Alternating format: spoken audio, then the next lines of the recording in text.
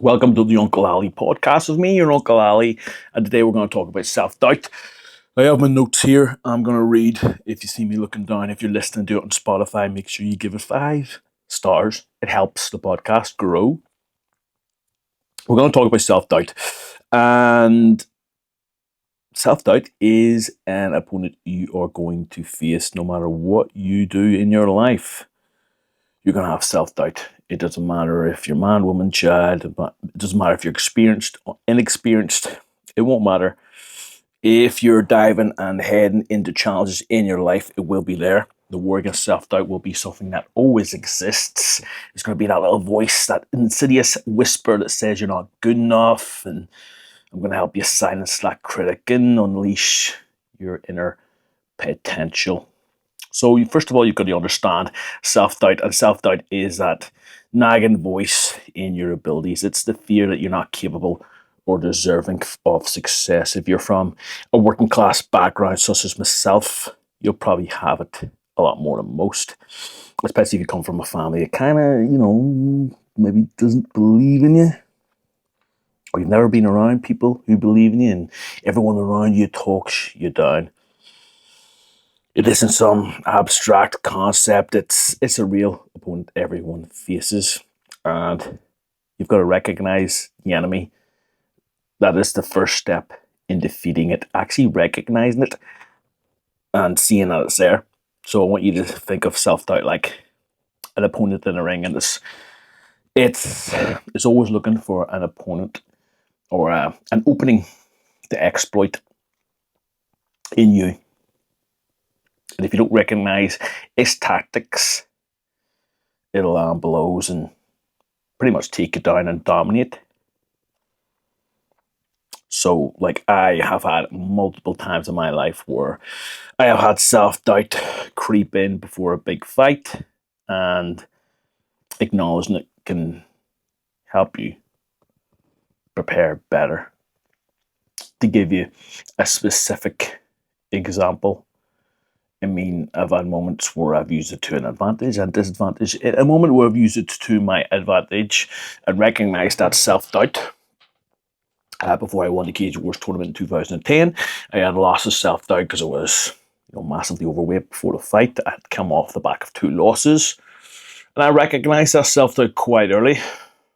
And because I recognized it early, I was able to identify it and really channel that into a positive way. Okay, I've got this self-doubt. Well, how can I overcome it? Well, the only way is putting in more work than anyone else and sort of channel that inner doubt. Like if you work harder than your inner doubt, you'll probably get better results. And in my case, succeed.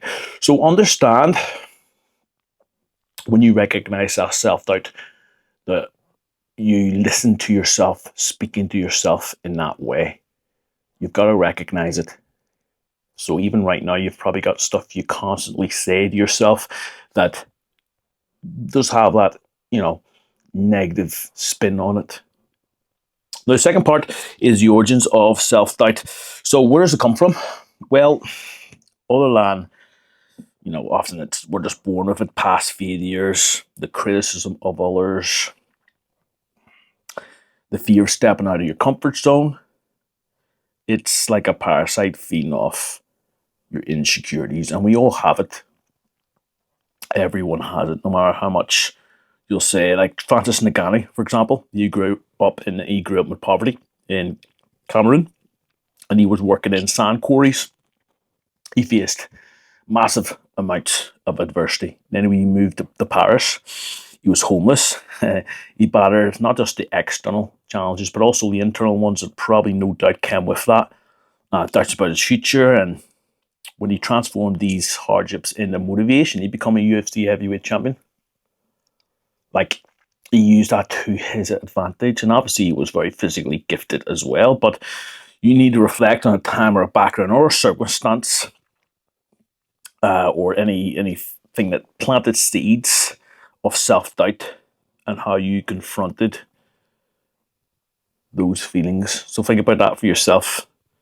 Like, when was there a moment in your life where you had that self doubt, but you pushed forward? And it might be something small. So it might be like a job interview, or like the first time you turned up to school, or like something really wanky. But use that as that sort of example that, well, you can overcome that self doubt. When I started fighting, I had a lot of doubt, from family members and people that believed that I was a waste of time and I shouldn't do it. And you'll always get that, and it's up to you to prove them wrong. So let's talk about the impact of self doubt. Self doubt it doesn't sit there quietly. It actively sabotages your progress, and it tends to not have much hesitation.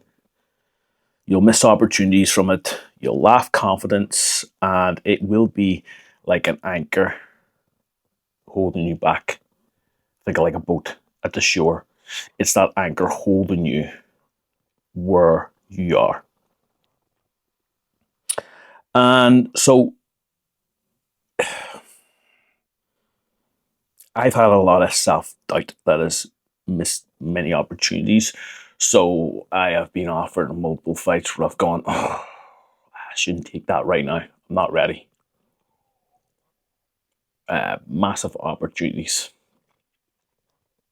And maybe, the skies didn't align for that particular moment. But even outside of fighting, which you have multiple opportunities you may not take, even with, as far as like business is concerned, with like investing in Bitcoin, how many people can relate to that? Fuck, if I had just invested fucking 5 years ago, I'd be rich right now. How many times have you hesitated in the past just because of self doubt? Lacking that self belief, that confidence in moving forward with reckless abandon. I mean, that is the impact it has. It is the difference between you being successful or not. And obviously, speaking about Bitcoin is a massive, example of that, because it's accentuated because Bitcoin's, massive rise. But even just in your life, you relate that to, what if you had just asked the girl out, applied for the job, put your numbers down in the lottery that day, turned up the gym that one extra session, could it have made an impact in your fight? So let's look at some strategies to overcome this, because it's fine me just talking about the impact of it and how it affects you, but let's talk about how we knock out self-doubt. I'm going to give you hopefully some strategies, and feel free to write them down, because it is pointless just listening to this podcast or just watching it and not actually implementing any strategies that are going to actually change your life. So number one, you've got to challenge the negative thought. There will be a voice in your head that says you're not good enough, and you've got to counter it with evidence of your past achievements, reminded of the battles you've already won. So let's give you a quick example. You have a voice in your head that says, "Oh, you're going to lose this fight." Well, a good thing to frame it would be, well, there's no evidence I'm going to lose this fight.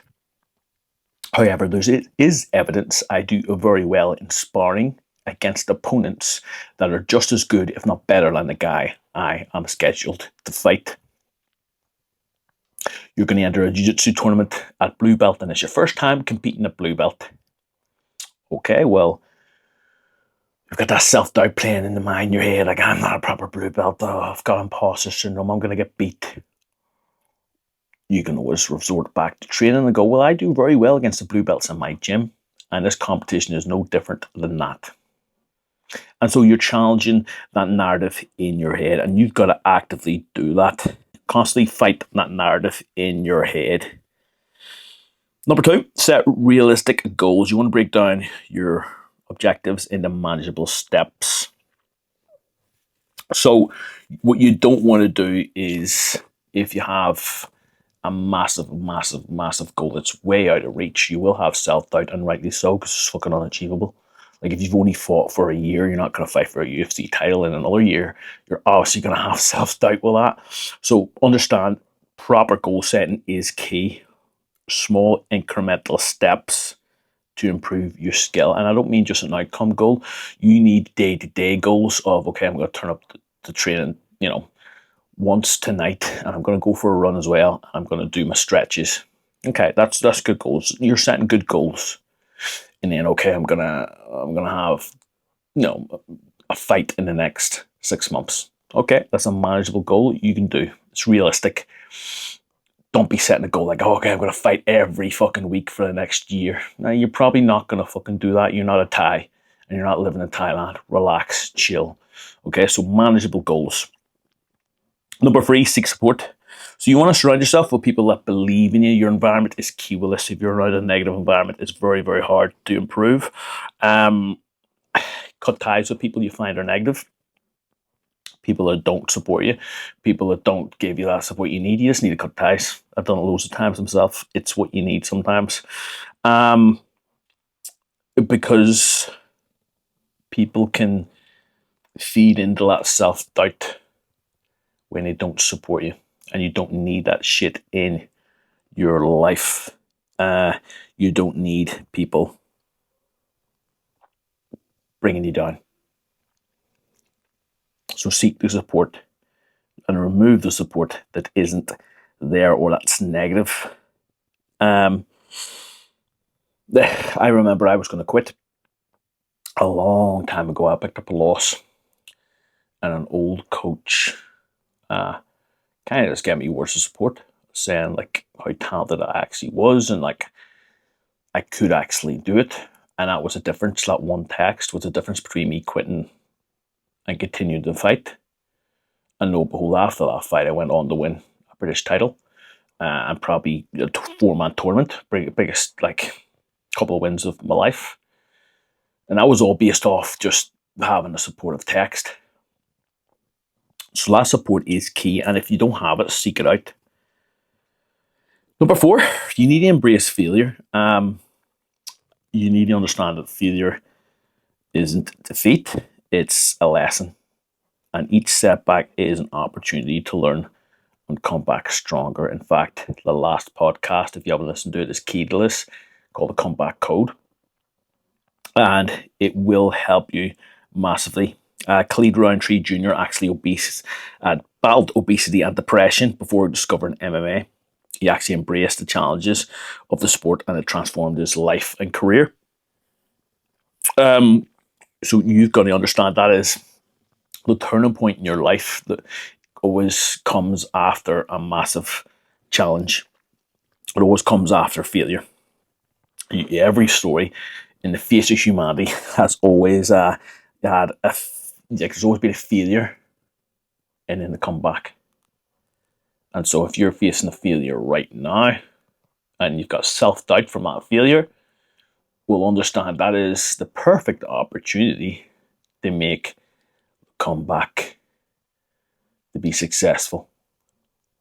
But you've got to play that narrative in your head and play that story in your head that you will be successful no matter what, even though there has been a failure.